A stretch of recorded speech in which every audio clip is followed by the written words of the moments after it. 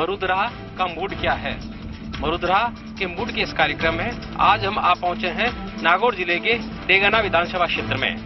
डेगाना विधानसभा क्षेत्र में मरुधरा के मूड को लेकर यहाँ के लोगों की क्या राय है, किस प्रकार वे लोकसभा चुनाव को लेकर सोचते हैं और चुनाव में उनके क्या मुद्दे हावी रहते हैं और पिछले चुनाव में उनके क्या मुद्दे रहे, कुछ ऐसे ही बातों के साथ में आज हम बात करेंगे मरुधरा के इस मूड में डेगाना विधानसभा क्षेत्र की। डेगाना विधानसभा क्षेत्र ऐसे तो कृषि आधारित विधानसभा क्षेत्र माना जाता है, लेकिन जब बात मरुधरा के मूड की हो तो राजनीति की बात ना की जाए, भला ये कैसे हो सकता है। यहाँ पर दिग्गज राजनीतिक नेताओं की कर्मस्थल भी रही है। यहाँ से न केवल रिछपाल मिर्जा, राम रघुनाथ चौधरी, अजय किलक, बिंदु चौधरी सहित अनेक नेता यहाँ से प्रतिनिधित्व करते आए हैं, बल्कि इस विधानसभा क्षेत्र की खास बात ये भी है कि ये डेगाना विधानसभा क्षेत्र जिला नागौर में आता है। लेकिन जब बात लोकसभा चुनाव की जाए तो ये क्षेत्र राजसमंद लोकसभा में आने लगा है। राजसमंद लोकसभा क्षेत्र के ऐसे ही विधानसभा क्षेत्र डेगाना में मरुधरा के इस मूड में यहाँ की पब्लिक क्या सोचेगी, आइए आज के इस बुलेटिन में यही जानते हैं कि मरुधरा का मूड आखिर डेगाना का क्या है। मरुधरा का मूड क्या है, अब हम बात करेंगे डेगाना उपखंड मुख्यालय के एक ऐसे वर्ग से जो बौद्धिक वर्ग से आता है, जो जस्टिस का काम करता है, समाज में एक न्याय निर्णय के रूप में अपनी अहम और महत्वपूर्ण भूमिका निभाता है। मरुधरा के प्रतिनिधित्व की जहाँ तक बात है, शुद्ध रूप से राष्ट्रवादी इस भारत के प्रति समर्पित भाव से काम करने वाले लोग हों, जिनके दिल में, मन में, व्यवहार में कूट के राष्ट्रीयता का भाव भरा हो, ऐसे व्यक्ति की ऐसे जो नेता होते हैं, जो वादे कर जाते हैं, फिर वापस दोबारा जब आते हैं मोटे तौर पे वो रिपीट नहीं होते। लेकिन जो राष्ट्रीयता की बात, अभी तो कोई ऐसा मुद्दा भी नहीं, अभी केवल एक मुद्दा है कि इस भारत की अखंडता का, और वो हर मतदाता के मन में ये बात है कि जो स्थायित्व सरकार दे सके, जो दल इस भारत को जो है वर्तमान स्थिति से आगे बढ़ा सके, ऐसे लोगों का, ऐसे समर्पित लोगों को आगे आने का मौका देना चाहिए।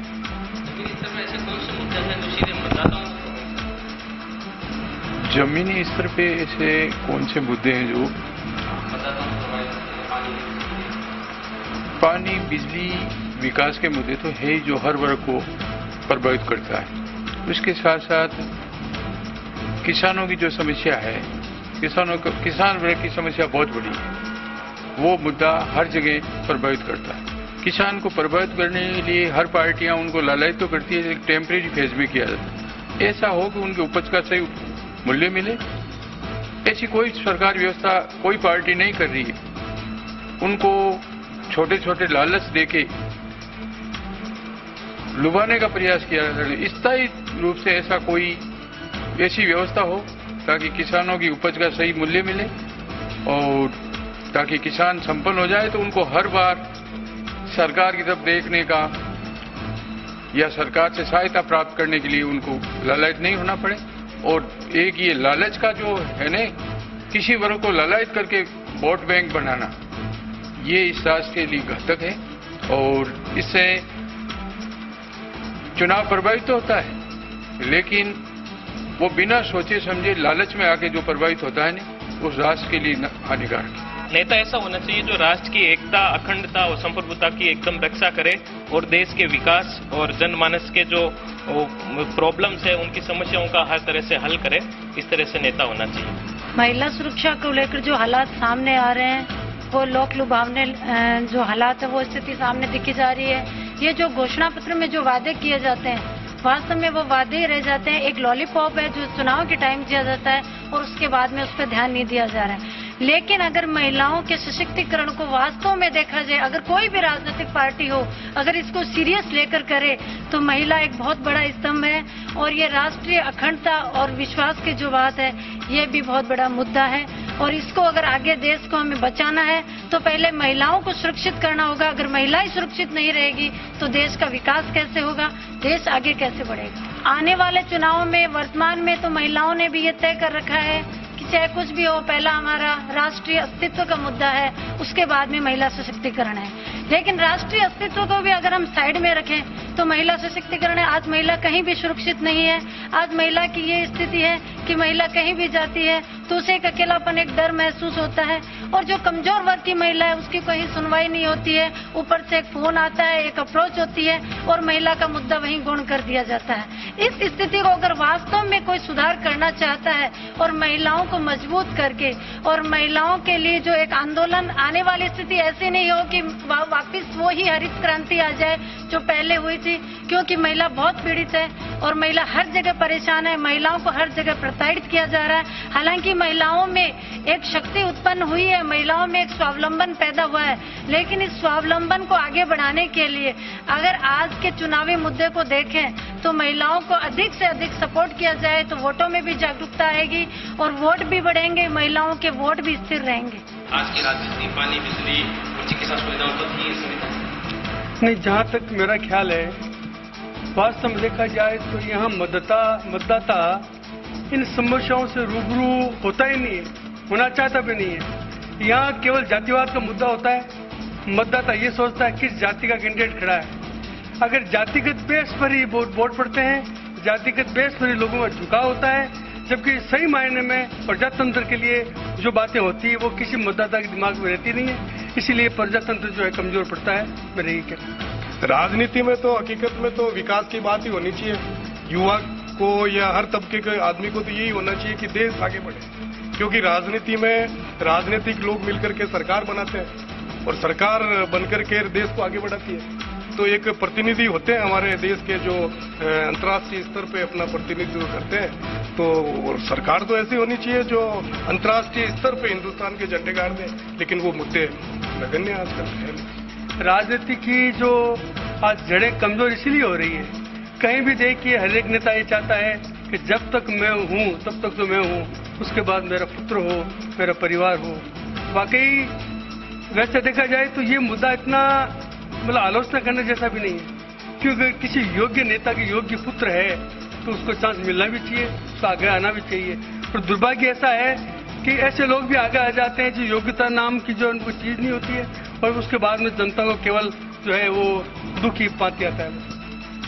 किचन का जायका बिगड़ने की बात जो कही जा रही है वो जीएसटी से ऐसी बात तो नहीं है, क्योंकि इसका रिजल्ट है वो आने वाले टाइम में बहुत लंबे समय बाद पता चलेगा कि इसका बेनिफिट भी रहेगा। इसका लॉस कुछ रहा है तो कुछ बेनिफिट इसका ज्यादा मिलेगा, लेकिन इसमें टाइम लगेगा, हमें थोड़ा इंतजार करना पड़ेगा। राजनीति में तो बदलाव होना अति आवश्यक है, क्योंकि ये एक परंपरा तो नहीं कह सकते, लेकिन राजनीतिक घटनाक्रम जब तेजी पकड़ता है तो ये दल बदलू और निजी स्वार्थों की पूर्ति के लिए लोग अपने सिद्धांतों को, पार्टी के सिद्धांतों को ताक में रख करके अपने आप को जो है आहुति दे रहे हैं। ये ऐसी परंपरा जो इस देश के लिए, इस प्रजातंत्र के लिए सबसे घातक चीज है।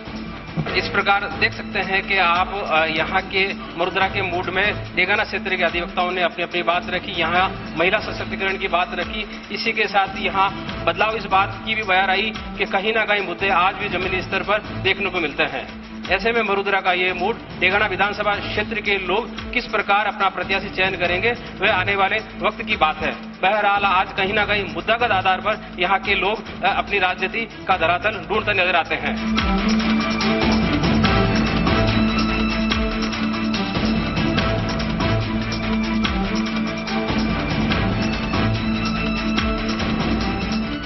मरुधरा का मूड क्या है, इसी मूड को लेकर आप पहुंचे हैं हम डेगाना विधानसभा का ये गांव है ईडवा।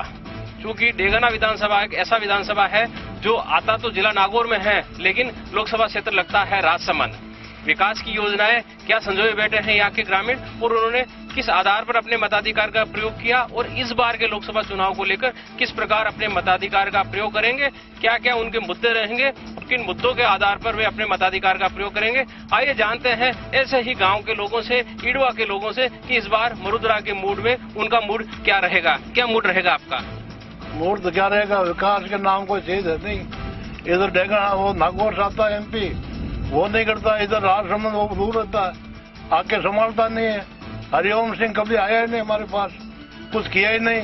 पानी के लिए समस्या भारी है, पानी नहीं है पीने के लिए। हॉस्पिटल के अंदर अच्छे डॉक्टर नहीं है, कम से कम 20 गांव लगे हुए हैं यहाँ पे। एम्बुलेंस सही नहीं है, डॉक्टरों का यहाँ कम से कम एक अच्छा डॉक्टर हो ताकि पूरी देख सके मरीजों को। डेली यहाँ होते हैं, मतलब अजमेर पर कोई देखने वाला नहीं है। सर, गांव में सबसे मेन मुद्दा तो है पानी, जो बहुत बड़ी समस्या है आज की डेट में। मतलब डेगाना तहसील में पानी की बहुत बड़ी समस्या है। लोग टैंकर डलवाते हैं और महीने का खर्चा कम से कम 2-3 हजार रुपये आता है पानी का। इस बार गांव का यूथ क्या सोचता है? गांव का यूथ यही सोचता है कि बेरोजगारी ज्यादा है, सबसे बड़ी प्रॉब्लम, सबसे बड़ी समस्या। हमें तो रोजगार चाहिए, यूथ को तो सारे को रोजगार चाहिए बराबर। अच्छा, किस प्रकार टेक्निकल एजुकेशन चाहता है, वोकेशनल चाहता है? यूथ तो ये चाहता है कि अपनी रोजगार मिले, अपने को किसी भी प्रकार से मिले। जहाँ तक बात जनप्रतिनिधि की जाए तो किस प्रकार का जनप्रतिनिधि? अब जनप्रतिनिधि ऐसा होना चाहिए जो युवाओं को रोजगार दे सके बराबर।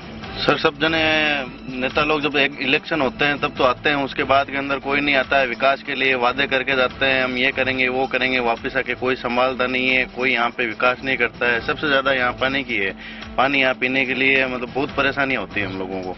जो आम गरीब किसान है उसके तो मूंग तुल नहीं रहे, और जो पेशेवर है राजनीतिक सलूक रखते हैं उनके मूंग पहले बिकते हैं।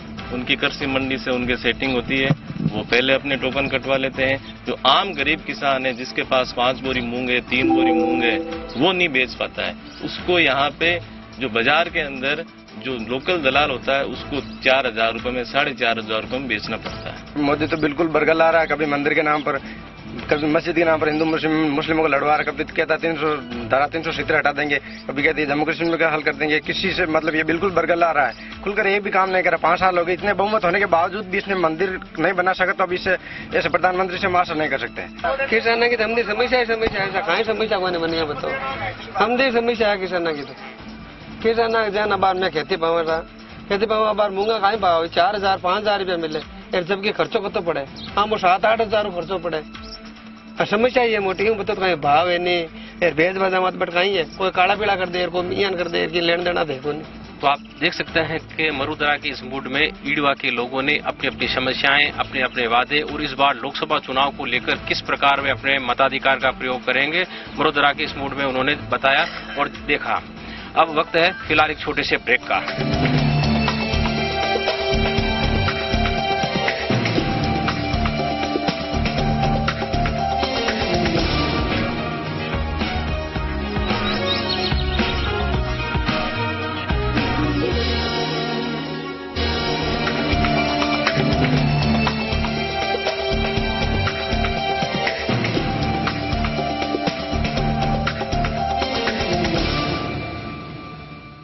मरुधरा का मूड क्या है, ब्रेक के बाद वापस आपका स्वागत है। अब चूंकि बात जब मरुधरा के मूड की हो रही हो तो यहाँ के जो धरतीपुत्र है, किसान है, उनकी अगर राय नहीं जानी जाए तो कैसे हो सकता है। मरुधरा के इस मूड में अब हम बात करेंगे यहाँ के किसानों के, यहाँ के धरतीपुत्रों से कि किस प्रकार किसानों को लेकर, किस प्रकार खेती को लेकर और किस प्रकार उनके व्यापार को लेकर उनकी अपेक्षाएं हैं, किस प्रकार क्या उन्होंने लोकसभा चुनाव को लेकर इन मुद्दों को भी याद रखा और क्या आने वाले लोकसभा चुनाव को लेकर उनके ये मुद्दे रहेंगे। कुछ ऐसे ही मरुधरा के मूड को लेकर हम जानेंगे यहाँ के किसानों से उनकी राय, किस प्रकार किसानों को समस्याओं का सामना करना पड़ रहा है। किसानों को वाजिब दाम नहीं मिल रहा है, मूल्य मिल ही नहीं रहा है, किसी चीज का समर्थन मूल्य सही नहीं मिल रहा है। पौने पौने दामों पर किसानों को माल बेचना पड़ता है मंडी में ले जाके। अब जहाँ तक चुनाव की बात की जाए तो क्या खेती का मुद्दा भी चुनाव में हावी रहता है? हाँ, रहता है। अच्छा, खेती में क्या समस्याएं आती है आपको? समुद्री समस्या है, समझ अब बेचवा की समस्या, कोई की फसल पावा तो बिन्ने खर्चा लागे फुल, पासी पैदावारी वे कोनी, माल बिके कोनी, बिके तो लिए बैठा रहो, लाइन में लागना पड़े। जैसे मूंग की समर्थन मूल्य के लिए किसान दर ई मित्र भटकते रहते हैं। जो हेवी है, पावरफुल है, उनके तो टोकन कट जाते हैं। बाकी छोटे किसान है जो नीचे वाले किसान, उनके कोई टोकन कटते नहीं है और बेचने जाते हैं तो मंडियों में हेवी किसान होता है, उसका तो माल खुलता है, बाकी रिजेक्ट कर देते हैं। तो हमारे पास तो सब समस्या है, संविधान में लागू करने किसानों की ऐसी स्थिति है कि जहाँ भी जाना पड़ता है वहाँ भी ठोकर खानी पड़ती है। ऐसी कौन सी सरकार नहीं है जो किसान की सुनती है। किसान के ऊपर वाले के अलावा कोई सुनने वाला नहीं है। हमको आप राजनीतिक वोटों में चाहिए तो हमको चाहिए मोदी, और हमको कोई पार्टी से कोई लेना देना चाहिए, कांग्रेस हो चाहे बीजेपी, उससे हमें कुछ हमारे मोदी को प्रधानमंत्री बनाना है। नेता ऐसा होना चाहिए जो 5 साल में ऐसा नहीं एक बार ही आए अपने वोट मांगने के लिए आए और वापस चला जाए। वो सभी की सोचना होना चाहिए, जनता के बारे में उनके मुद्दों को सुनना चाहिए, क्या समस्या आ रही है गांव के अंदर, क्या समस्या है, जनता को किस समस्या का सामना करना पड़ा है। किसानों को एक ही है, जीविका का एक ही होता है, खेत कृषि होती है, लेकिन उसको उन्हीं में फसल होती है, फसल का उनको सभी समर्थन मूल्य नहीं मिल पाता है। देखो भारत जो देश है कृषि प्रधान देश है, इसमें भारत की जो अर्थव्यवस्था की मेन मुख्य रीढ़ की हड्डी है वो किसान। अगर किसानों को उनका अगर सही लाभ नहीं मिल पाएगा तो मुझे नहीं लगता कि भारत के अंदर तरक्की असली हकीकत में तरक्की हो पाएगी, क्योंकि अर्थव्यवस्था की मेन रीढ़ की हड्डी किसान है। तो किसानों को मद्देनजर केंद्र बिंदु में रखकर किसी योजनाओं का निर्माण करना चाहिए और किसानों के हित में ही ज्यादा से ज्यादा सोचना चाहिए कोई भी सरकार को। आप किसान वर्ग के साथ साथ मीडिया वर्ग से भी आते हैं, तो किस प्रकार की रिपोर्टिंग और किस प्रकार की किसान की समस्याएं आपको देखना? किसान की बहुत समस्या है गाँवों के अंदर, उनको समर्थन मूल्य नहीं मिलता है और जहाँ भी वो जाते हैं अगर टोकन कटाने तो वहाँ लाइन लगती है तो उनके टोकन कटते नहीं है। जो होते हैं उनके टोकन कटते हैं, जो मजबूत होते हैं उनके, और जो कमजोर किसान होते हैं उनके टिकट नहीं कटते। किसानों की पहली मुद्दा तो किसान ना करेगा। जो ये हमारे पास है, जो आप के माध्यम से बोल रहा हूँ, जो हम थैली लेकर पटक रहे हैं, जो हमारा का कोई देनी दोरी नहीं है। दूसरी बात, जो किसानों के हित की जो नेता बात करेगा, जमीन से जुड़ा हुआ, उस किसान नेता को हम वोट देंगे। जिससे जो अपने आप राजनीति करिए जातिवाद से और कहीं से या किसी मुद्दा बना के कि या हिंदू मुसलमान है या राम मंदिर है, ऐसे नहीं। हमारे को असली नेता चाहिए जो जमीन से जुड़ा हुआ है, उस नेता से चाहिए हमारे को, ये हम बोल रहे हैं। क्या चुनाव में जातिवाद का भी मुद्दा ही होता है? मैं तो कोई बोल देना हाँ, जातिवाद का मुद्दा होता है, बिल्कुल जातिवाद का होता है। जातिवाद में ऐसे नहीं, जातिवाद में ऐसे होता है जो सहनशील आदमी है उसके पास तो कोई जातिवाद का नहीं होता। जो एक आंख से नहीं देखता, दो आंख से देखता है ना, उसके वास्ते जातिवाद, जो दोनों आंखों से देखा उसके वास्ते कोई जातिवाद मुद्दा नहीं होता। परिवर्तन की लहर है, क्या यहाँ का मतदाता भी परिवर्तन की बात करता है? नहीं, सब मोदी की लहर ही है, मोदी की लहर ही चलेगी। तो आप देख सकते हैं कि किस प्रकार मरुधरा के इस मूड में यहाँ के किसानों अपनी अपनी समस्याएं रखी, अपनी अपनी बात रखी, चुनाव को लेकर अपने अपने मुद्दे रखे। ऐसे में मरुधरा का मूड इनका किस नेता के पक्ष में जाएगा वे देखने वाली बात होगी। बहरहाल किसान अपने मुद्दों को लेकर कहीं ना कहीं सक्रिय हैं और कहीं ना कहीं सतेज नजर आते हैं। जब बात मरुधरा के मूड की हो और मरुधरा के मूड में अगर बात यहाँ के व्यापारियों से न की जाए, यहाँ के व्यापारिक प्रतिनिधियों से न की जाए, तो भला ये कैसे होगा? कुछ ऐसे ही मुद्दों के साथ कुछ मरुधरा के मूड में कि मरुधरा का मूड व्यापारियों को लेकर क्या है, बात करते हैं यहाँ के व्यापारियों से कि केंद्र सरकार की जो आर्थिक नीति रही, जो विभिन्न प्रकार की योजनाएं रही, उनका लाभ और उनके बाजारीकरण को लेकर किस प्रकार का प्रभाव देखने को मिला है। नोटबंदी को लेकर किस प्रकार की असर देखने को मिला है? मोदी सरकार के सबसे बड़े आर्थिक रिफॉर्म में ये नोटबंदी और जीएसटी है। जीएसटी और नोटबंदी दोनों का ही अच्छा प्रभाव पड़ा है अर्थव्यवस्था पर निश्चित रूप से। जहां तक जीएसटी का सवाल है, जीएसटी से पूरा जितना रेवेन्यू कलेक्ट होना चाहिए था आज उससे ज्यादा रेवेन्यू कलेक्ट हो रहा है और ये आर्थिक गाड़ी है वो पटरी पर एकदम से आई है। हर आदमी, हर व्यापारी अपना हिसाब किताब रख करके अच्छे से मेंटेन करे और देश को रेवेन्यू दे, ये सरकार की मंशा थी और आज ये बिल्कुल फलीभूत हो रही है और व्यापारी इसमें बहुत खुश है। यहाँ के व्यापार में नोटबंदी और जीएसटी का कोई मायना नहीं है सर। विकास के लिए जीएसटी के पैसे जमा होते हैं, जो भी टैक्स देना है वो देना पड़ता है। व्यापार सही चल रहा है, डेगाने का पूरे राजस्थान का भी सही चल रहा है। तो ये मार्बल का भी व्यापारी हूँ मैं, थोड़ा बहुत करता हूँ, वो भी सही चल रहा है जीएसटी से। नहीं, अभी मुद्दा जो है बिल्कुल अलग है, देश की सुरक्षा का मुद्दा है। मोदी जैसा स्ट्रांग लीडर देश में है तो दूसरे मुद्दे सब गौण हो गए और देश को एक अच्छा लीडर चाहिए और आज मोदी जी के रूप में है, जिसने विश्व में पूरे भारत की ख्याति अर्जित की है। और सुरक्षा के मामले में जो आज जिसका एक नंबर काम है, तो ज्यादा मुद्दे बस यही है।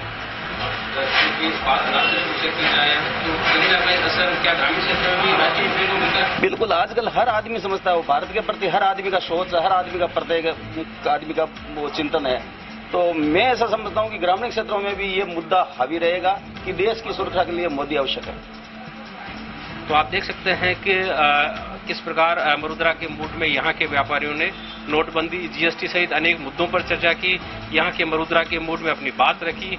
ऐसे में लोकसभा चुनाव को लेकर यही कहा जा सकता है कि कहीं ना कहीं ये मुद्दे आने वाले लोकसभा चुनाव में तेलंगाना क्षेत्र को भी प्रभावित करेंगे। ऐसे में मरुधरा का ये मूड किस प्रत्याशी के पक्ष में जाएगा, वह बात की बात होगी। बहरहाल केंद्र सरकार की इस योजनाओं को लेकर यहाँ के व्यापारी कहीं ना कहीं संतुष्ट नजर आ रहे हैं।